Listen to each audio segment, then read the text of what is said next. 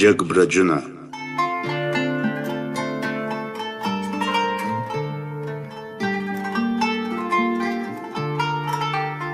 د کلا برجونه او دیوالونه ډیر جګ وو.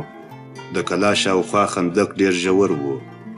له دغه جګوالي سره دغه ټیټوالی تړلی وو او د لوړتیا راز په همدغه کنده کې پټ وو.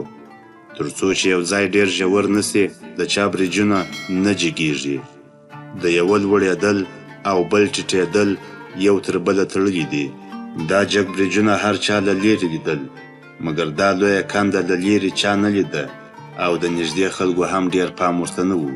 زموږ سترګې له ډیره لیرې ځایه لوړ څلي او جګ برجونه ویني، مګر ژورې څاګانې او لویې کندې څو قدمه هغه خوا نه ویني.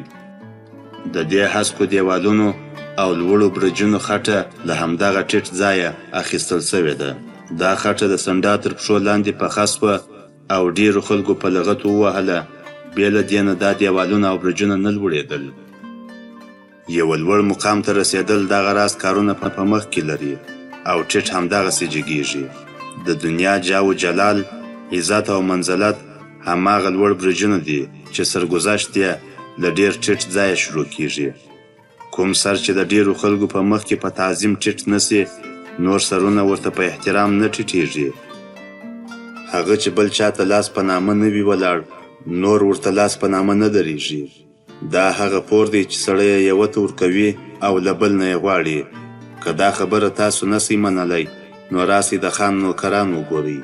هغه چې د خان په مخ کې خپل سر ډیر ټیټوي، د نورو سره ډیر فرق لري او درجه یې لوړه ده. هغه آس چې د ارباب د سپرلۍ لپاره په کمند کې ولاړ دی، له نورو آسونو نه ډیر قدر لري او خادمان یې ډیر ښه خدمت کوي. که موږ حقیقت ته ښه ځیر سو، عزت ډیر ځله فضیلت ګټل کیږي او باداري د غلامۍ نتیجه ده. ډیر خلک سته چې د شخصیت ګټلو لپاره خپل شخصیت تر پښو لاندې کوي او د عزت لپاره عزت النفس قربانوي. څنګه چې دهقانان غنم په خاورو کې شیندي او بیا د غنمو درمندونه اخلي، دوی هم عزت او شخصیت تر خاورو لاندې کوي او ودې ته یې منتظر وي.